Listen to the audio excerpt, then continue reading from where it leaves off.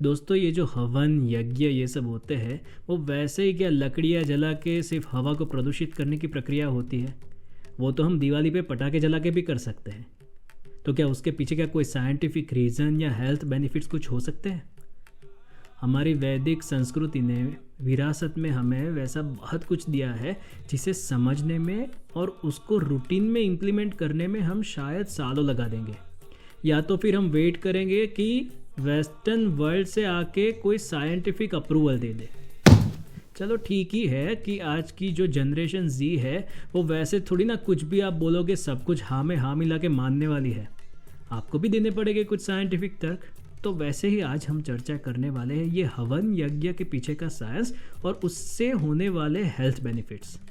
तो जुड़े रहिए मेरे पॉडकास्ट के इस episode only on Patel speaking. शुद्ध लोगों का शुद्ध पॉडकास्ट। सनातन संस्कृति में प्राचीन काल से ही लोग अपने घरों में 2 बार हवन यज्ञ करते थे। एक इन द मॉर्निंग प्रातः काल और दूसरा इन द इवनिंग संध्या काल में। और वेदों में तो 400 प्रकार के यज्ञों की बात की गई हुई है। उसमें से कुछ यज्ञों को नित्य क्रम के साथ जोड़ा गया है, मतलब कि रूटीन। जैसे हम उठ के नहाते हैं, ब्रश करते हैं, खाना खाते हैं, ये सब चीज़ें करते हैं, बिल्कुल उसी तरह हवन यज्ञ भी एक प्रकार का रूटीन हुआ करता था। खैर, आज के यूट्यूब ये ज़माने में हम सब फ़ोन में ही इतना बिजी है तो फ़ोन में ही जान लेते हैं इसके फ़ायदे और वैज्ञानिक तर्क। फिजिकल वर्ल्ड भौतिक दुनिया में 2 प्रकार की एनर्जी सिस्टम है, एक हीट और दूसरा साउंड। और ये दोनों ही अणु और परमाणुओं की गति का डिस्क्रिप्शन है। हीट और साउंड ये दोनों जब मिल जाते हैं तब एक प्रकार के रेडिएशन क्रिएट करते हैं। और यज्ञ की अग्नि से निकलने वाली गर्मी और उसके साथ वैदिक मंत्रों के जप की ध्वनि, ये दोनों मिलके जो रेडिएशन क्रिएट करते हैं उसका सूर्य प्रकाश में फोटोकेमिकल रिएक्शन होता है, जिससे फिजिकल यानी शारीरिक, साइकोलॉजिकल, मानसिक और स्पिरिचुअल हेल्थ बेनिफिट्स होते हैं। और ऐसे ऐसे मेडिकल बेनिफिट्स मिलते हैं जिसके नाम भी आपने नहीं सुने होंगे, जैसे कि anti epileptic, anti pyretic, anti fungal, anti bacterial, anti hypertensive, anti inflammatory, anti cancer, anti pollutant वगैरह वगैरह। तो दोस्तों आज एक ज़बरदस्त रिसर्च बेस्ड आर्टिकल मेरे हाथ आया है जिसमें इन सारे बेनिफिट्स की चर्चा डिटेल में की गई है। आर्टिकल की लिंक मैंने डिस्क्रिप्शन में डाली हुई है। तो सबसे पहले उन सभी लोगों का धन्यवाद करते हैं जिन्होंने इतनी अच्छी इन्फॉर्मेशन पब्लिकली पब्लिश की है। तो चलिए डिटेल में देखते हैं इस आर्टिकल को और समझते हैं हवन और यज्ञ के फायदे। सो ये है वो आर्टिकल जिसका टाइटल है साइंटिफिक रैशनल ऑफ यज्ञ रिव्यू, और उसे पब्लिश किया है international journal of community medicine and public health ने।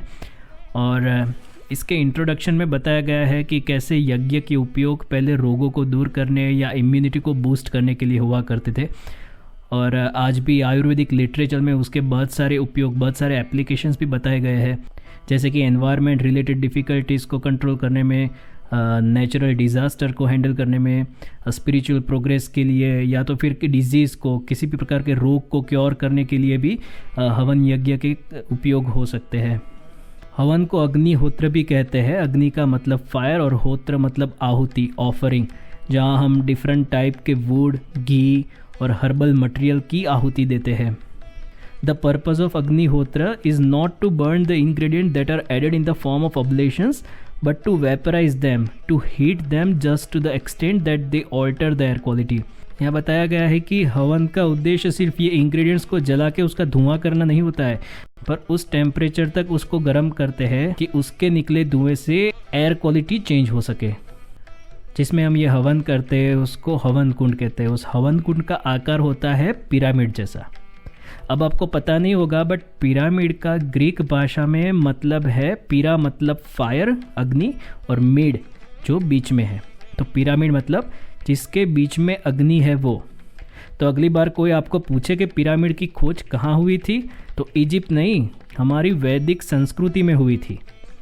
इजिप्ट के लोगों ने शायद इंस्पिरेशन ली होगी हमसे।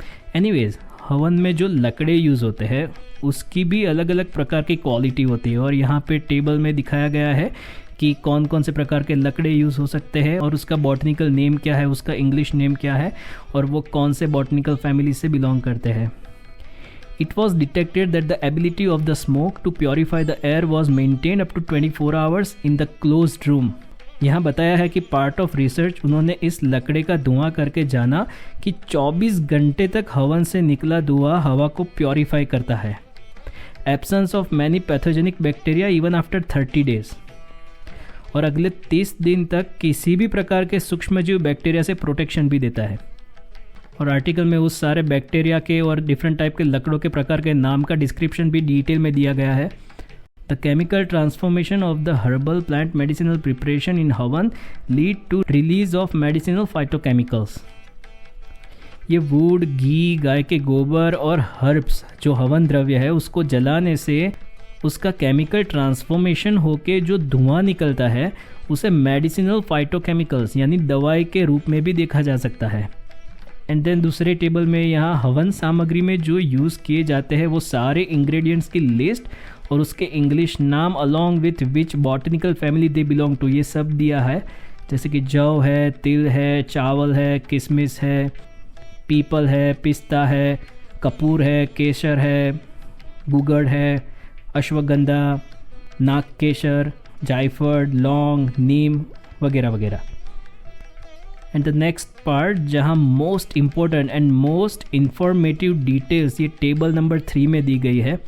यहाँ बताया है कि उस हर एक इंग्रेडिएंट्स जो हवन सामग्री में पाई जाती है अगर उसे इंडिविजुअली जला के धुआं किया जाए तो उसमें कौन सी क्वालिटी या ह्यूमन बॉडी पे उसका क्या असर होता है. जैसे फॉर एग्जांपल फर्स्ट ये सैफरन है. सैफरन मतलब केसर. यहाँ पे वो गुटखा वाला केसर नहीं, ये ओरिजिनल सैफरन केसर की बात की है जिसका बॉटनिकल नेम है क्रॉकस सटाइवस. उसका एक्टिव कंपोनेंट है क्रोसेटिन और इसका इफेक्ट ह्यूमन बॉडी पे क्या होता है. केसर का नहीं, मतलब केसर के धुएं से anti hypertensive, anti tussive, anti oxidant, anti depressant, anti convergent जैसे गुण देखने को मिलते हैं. अब ये एंटी हाइपरटेंसिव मतलब जो ब्लड प्रेशर डाउन करने की जो दवाई होती है उसमें पाया जाता है. एंटी टेसिव मतलब कफ रिलीफ में जो दवाई यूज़ होती है उसमें पाया जाता है. एंटी ऑक्सीडेंट फ्री रेडिकल से होने वाले रोगों को दूर करता है जैसे कि डायबिटीज़, विजन, हार्ट की प्रॉब्लम, एजिंग के साथ होने वाली प्रॉब्लम. उसके अलावा anti depressant, anxiety, chronic pain की दवाइयों में पाया जाता है. और आगे भी देखोगे सीसेमी सीड्स, उसके फ़ायदे होते हैं anti oxidant, anti microbial, anti inflammatory, anti cancer. फिर आगे बताया है कि मैंगो आम का जो लकड़ा होता है उसको जलाने से इट इंक्रीज गाबा लेवल्स. गाबा एक प्रकार का एक एमिनो एसिड है जो हेल्प करता है एंग्जाइटी, स्ट्रेस, फियर उसको कंट्रोल करने में. वो एक प्रकार का न्यूरो ट्रांसमीटर है. फिर बताया है नीम. नीम के पत्तों को जलाने से क्या होता है anti bacterial, anti viral, immune booster, anti inflammatory. So overall देखा जाए तो ये सारे जो इंग्रेडिएंट्स है उसको जलाने से जो धुआं होता है उसका शरीर में इतने सारे मेडिकल बेनिफिट्स है जो ज़्यादातर रोगों के दवाइयों में पाए जाते हैं. और उसके अलावा भी ये हवन का धुआं एयर पॉल्यूशन को कम करने में भी हेल्प करता है. The fumes lead to purification of air by oxidizing the कार्बनिक compounds and along with that they have anti microbial properties. Also it mentioned कि surplus carbon dioxide in the atmosphere is also reduced to formaldehyde which acts as a powerful antiseptic with germicidal actions. और उसमें anti fungal quality भी पाई जाती है. Laboratory test के दरमियान पाया गया कि ये हवन सामग्री से निकले धुएं से काफ़ी हद तक रूम में फंगल कॉन्सेंट्रेशन को कम कर दिया. और यहाँ बताया जाता है कि इस मेथड को वर्क प्लेस जैसे जीनरी है, फ्लावर मिल है, जहाँ फंगस वातावरण में ज़्यादा देखने को मिलते हैं वहाँ भी ये मेथड को यूज़ कर सकते हैं. और आगे बताया है कि एंटी एपिलेप्टिक इफ़ेक्ट. एपिलेप्सी का हिंदी में मतलब है मिर्गी, जो दिमाग का दौरा पड़ता है, जो ब्रेन स्ट्रोक होता है.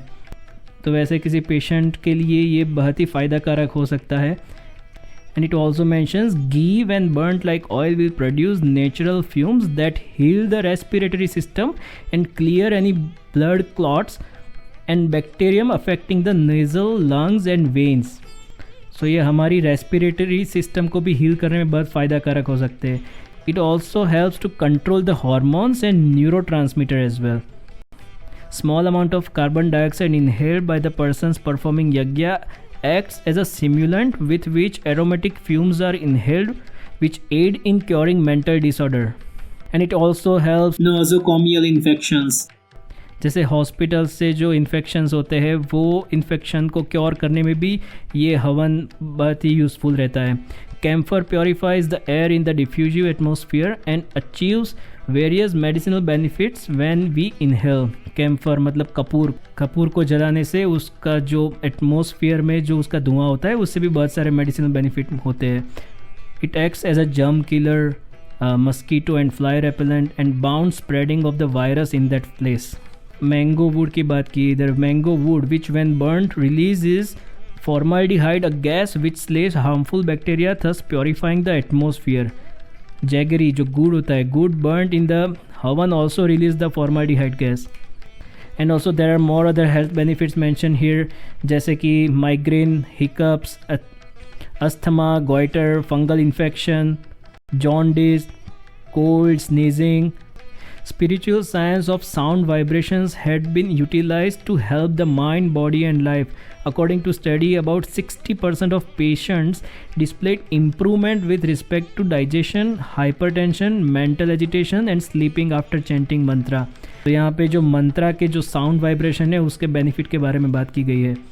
And at the conclusion, it's mentioned Vedic literature defines treatment of extensive range of diseases and ailments through yajna, along with the precautions, detailed procedures, cause of disease, therapeutic supplements.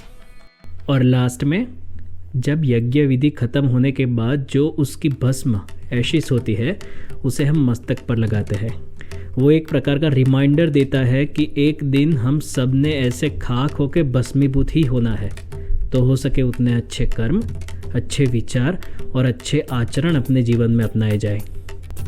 तो दोस्तों, यज्ञ कार्य के इतने सारे benefits जानने के बाद रोज़ तो चलो उसको करना प्रैक्टिकली शायद हम सबके लिए पॉसिबल नहीं हो सकता है, पर किसी खास दिनों में, जैसे किसी का बर्थडे हो, किसी की वेडिंग एनिवर्सरी हो या किसी फेस्टिवल की छुट्टियों के दिन भी अगर आप ऐसा हवन कार्य कर सकते हो तो बिल्कुल अच्छी बात है. और आप अगर खुद हर रोज़ हवन यज्ञ करना चाहते हो, एक छोटा सा हवन को जिसकी कीमत बहुत सामान्य होती है उसको आप घर में रख सकते हो. अगर ज़्यादा विधि विधान पता नहीं है तो 24 गायत्री मंत्रों की आहुति देकर भी आप इस अच्छे कार्य को परिपूर्ण कर सकते हो. इस बात पे ज़रूर विचार कीजिएगा.